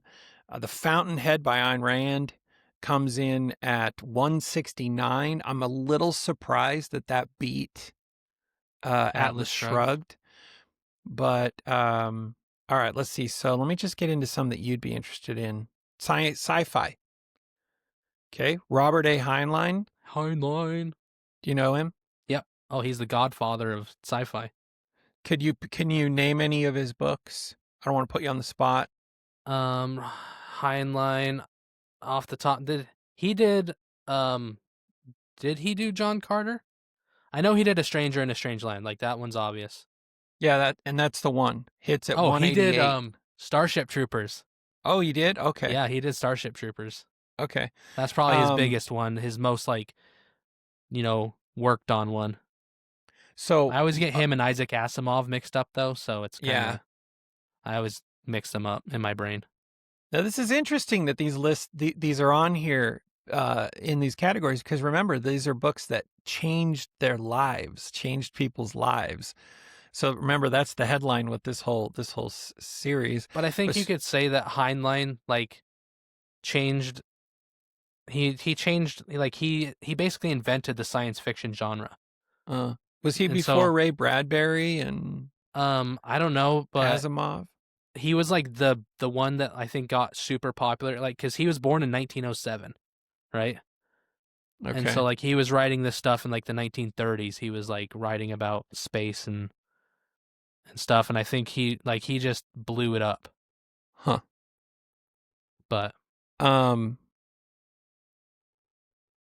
Kafka comes to mind when I think of old school. What nobody considers Kafka sci-fi, but I do. Any book where you can write it and it's like, one morning I woke up and I was a cockroach. I'm like, okay, you get to stay. Yeah. Yeah. So Stranger in a Strange Land hits as the first sci-fi novel on the list. The Mists of Avalon comes in at 192. Classic. I didn't know that classic is a actual genre. Novel classic. The Invisible Man is the first classic novel to hit at 195. The Color Purple comes in at 203. There are a lot of coming of age ones. I don't know why. Coming of age is just not a category I care about. I don't know why. Sci-fi. I think when coming of age is done well, it's good. But mostly I think of in movies when I think of coming of age stories. Yeah, like Benjamin Button. Yes. No, wait, not Benjamin Button. There's another one. The kid that dies. You know which one I'm talking about? He jumps in the water and his brother's like, my balls are like marbles. And he's like, my balls are like BBs. I can't remember what movie that was. Sad, sad, sad movie. All right. Let's see here. Let's see if there's any. I'm just looking for kind of interesting categories. To see if there's anything that hits. Neuromancer by William Gibson, sci-fi, comes in at 230. Jojo Moyes, who is a novelist, Before You, comes in at 238. I'm flashing back, remembering these are books that people say changed their life. Mm-hmm. East of Eden where'd that go? John Steinbeck's East of Eden comes in at 247. All right, so let me change the category. I'm changing the genre to, let's just do sci-fi. I'll give you the top 10 in sci-fi. Okay. It's not going to be hard because I don't even think there's 10 on here, but Stranger in a Strange Land, followed by Anthem by Ayn Rand, Neuromancer by William Gibson, Flowers for Algernon by Daniel Keyes, Kindred by Octavia E. Butler, Fahrenheit 451 by good old Ray Bradbury, and Dark Matter by Blake Crouch, which is a great book. Let's go to the category of, let's see what creativity brings us. Interesting. Okay. The Artist's Way comes in at 62 by Julia Cameron, followed by at 161, The War of Art, Break Through the Blocks and Win Your Inner Creative Battles by Stephen Pressfield. And then at 180, you've got Big Magic, Creative Living Beyond Fear. I'll push one. Steal Okay. Like an Artist. It's a trilogy Yeah. by Austin Kleon. He basically, so like, if you think about like any movie or stuff or anything about like artists, right? They're always unique and, oh, I'd have to do my own thing. This dude does like the opposite, where it's like, guess what? Your first art stuff is stealing from someone else, right? You have like a muse, you have someone else, an artist you love, and your first stuff is always like, whether you're doing it subconsciously or not, you're always copying your favorites. Yeah. And he says, and he's like, just so you know, that's what they did to someone else. Totally. And that's what their hero did. And he says, it's normal, and stop trying to think that it's bad. He's like, all you're doing is you start copying and you copy and you copy and you copy until you start finding your own voice. And then you start shifting away, right? And you start putting yourself into that. And then it becomes your thing. And so like, that's kind of what the book is saying, is like, copy as much as you can, learn everyone's everything, and take all the best parts, because the best parts to you are different than the best parts to someone else. So now you are unique. Like by taking little tiny pieces from everyone, you make something that's completely yours and completely unique. So it gets rid of the stigma. I think, there are very few, like, especially in creative, there are very, very few people who can say they were bereft of the rules. Mm-hmm. Like Picasso, maybe, Mm-hmm. but there aren't many. And I honestly, I don't know enough about Picasso's background to know if he was educated in the fine arts or not. Mm-hmm. But most of the time, what it comes down to is those who succeed learn the rules exquisitely, Mm-hmm. and then identify where they're interested in breaking the rule to stand out. Yes. Like Banksy is a great example of learning the rules and then breaking the rules. And, he from his graffiti to the irony Mm-hmm. and everything, he understood the rules explicitly. And then he realizes he understands how he wants to break them. Yeah. And I think like that, like my wife's way into cooking. And so we watch a lot of cooking shows, and like every one of the greatest chefs that everyone knows in the world, they all went and studied under someone else.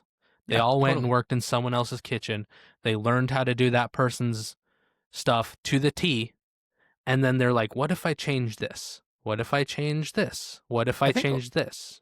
I think a lot of that has to do with the fact that the rule number one is learn the rules, because the greats are great because everybody liked them, or there was a preponderance of, or was a collection of people that like them, whether it's underground or, cult following or just ubiquity.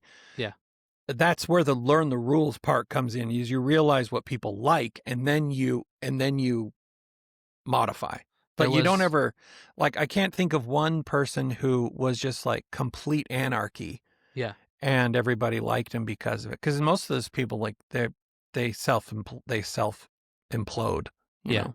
And like one of my favorite authors, his name is Jim Butcher, and I saw an article somewhere where he was like, I was trying to do my own thing and be completely different than everyone else, and I went to like my mentor and I was like, why am I not selling anything? Why is nothing working? And he said, she looked at me and said, follow the rules. And he was like, no, he's like, everyone else, they broke the rules. That's how they became famous, is by breaking the rules. She's like, no, you can still break the rules by following the rules. Yeah. And so he went and he's like, I made a generic story, right? And I followed a generic storyline, putting my own characters in it, putting my own events in it. And he said, and guess what? That was the first book I ever sold. Yeah. He said, eventually I started to veer a little bit away from that, but he's like, it works for a reason. And you can still make something yours even by following the rules. And he's like, and then you break certain, like you're saying, you break certain rules to stand out. Or identify a rule and really exemplify that rule. Like, that's another way to do it. I would say that's how 5-star generals stand out. That's right. Why Patton stood out from other generals was because he found a couple rules, and he was going to be the apex predator on those rules. I think another shade of that is, I totally lost my thought. Anyway, I'll bring back to this list really quick, because there are a couple interesting ones here. In the category of productivity books, can you guess what number one is? No, because I am not a productivity person. Okay. It's one we all know, though. 7 Habits of Highly Effective People by Stephen R. Covey. Dude's book was so popular that in the 90s, we had Covey stores in the mall. Yep. And we actually had universities too. I had a friend who went through the Stephen R. Covey University program, and they sold a service which was training people to be more highly effective.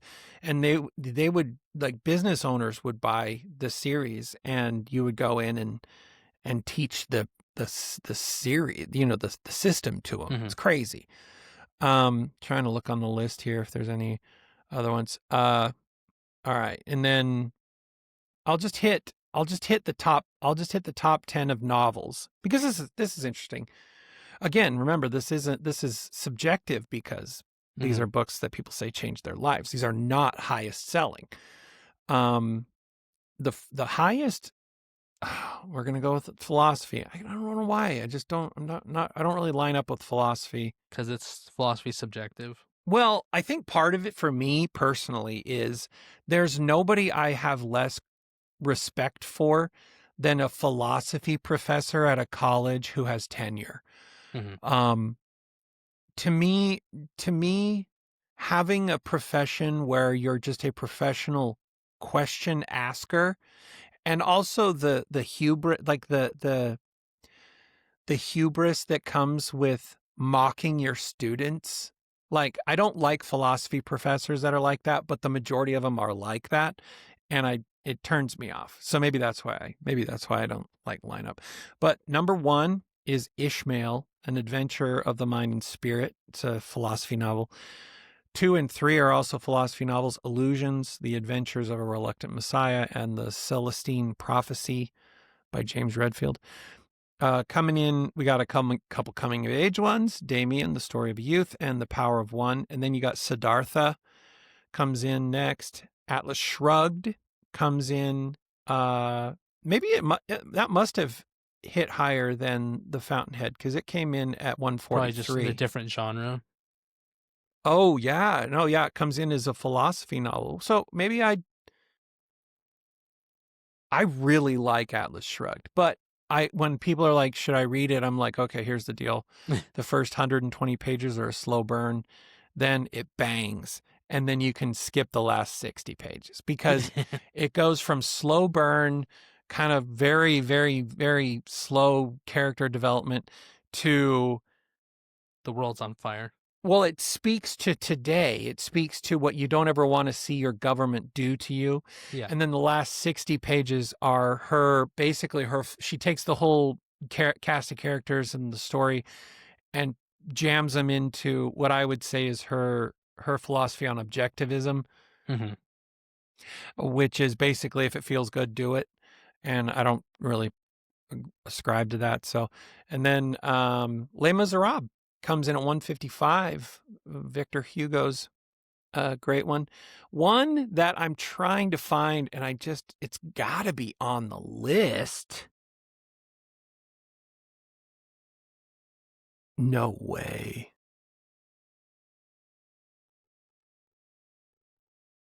No way. There's no way it's not on the list. Tuesdays with Morrie isn't on the list. That doesn't make any sense to me. I spent Tuesdays with Maury growing up, and I learned all about people's paternity tests. Yikes. Okay. Maybe this has been super boring for people, but of the top 300, novels came in as the number one most, the book category with the most life-changing at over 60 books in the category, followed by spirituality, followed by autobiography. Oh, maybe it's an autobiography. I haven't read a lot of autobiographies, and the ones I did were really depressing. A lot of these are memoirs. Oh, there it is. Tuesdays with Morrie. It's 1, 2, 3, 4, 5, 6. Okay, good. Whew. Interesting. Number one on it is a book I've never heard of called Kisses from Katie, a story of relentless love and redemption, followed by the autobiography of Malcolm X. And then a book on the Rwandan Holocaust comes in at 3. That's an interesting list. I do like a good autobiography. I think one of the first ones I ever read was A Child Called It. I never heard of it. Oh yeah, it's literally about a guy whose mom was extremely abusive to him growing up. Oh yeah.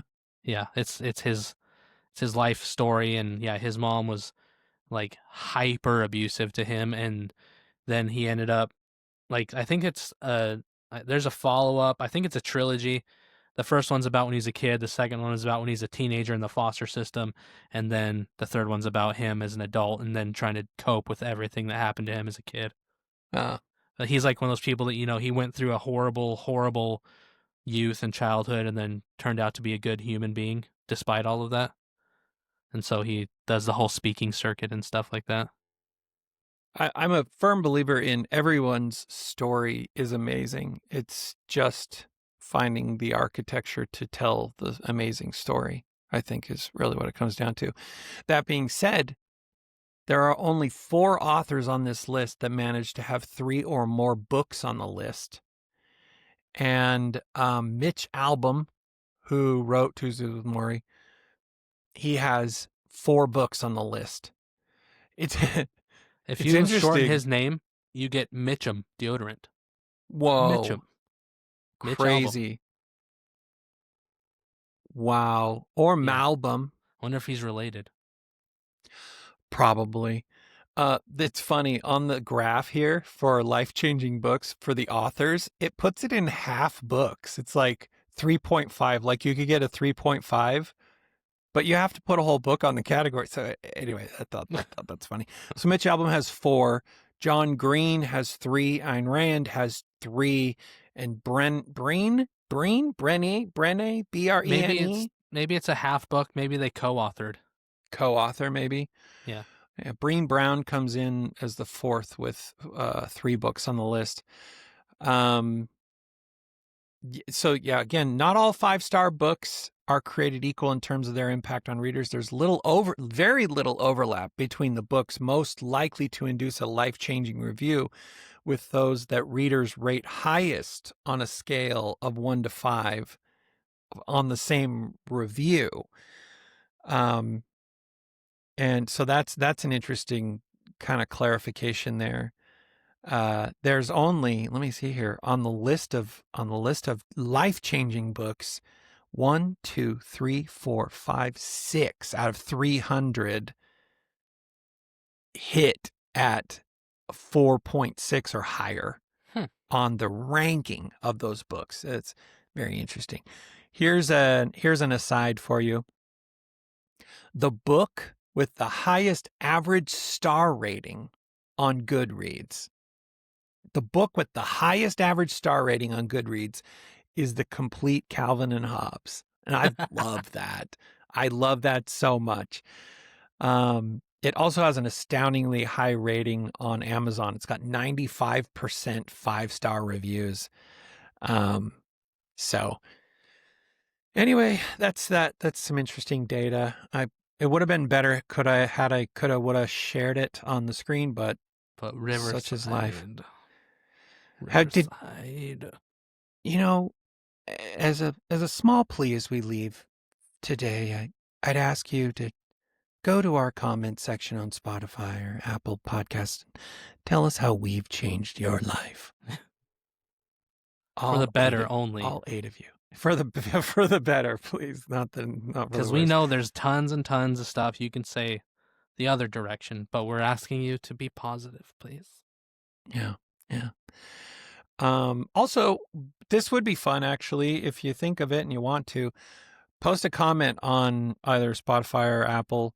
I read the ones on Spotify because I can comment and actually interact with you there. I love that. Let us know what books changed your life and whether you agree or disagree with the very extremely subjective list of books on this list of other people that say they changed their life. And until next time, people, we are retiring the show for the day, putting it to bed. I'm going to give it some NyQuil, and it'll wake back up next Tuesday. Until then, soup, everybody. Bye. So, soup, let's start the show.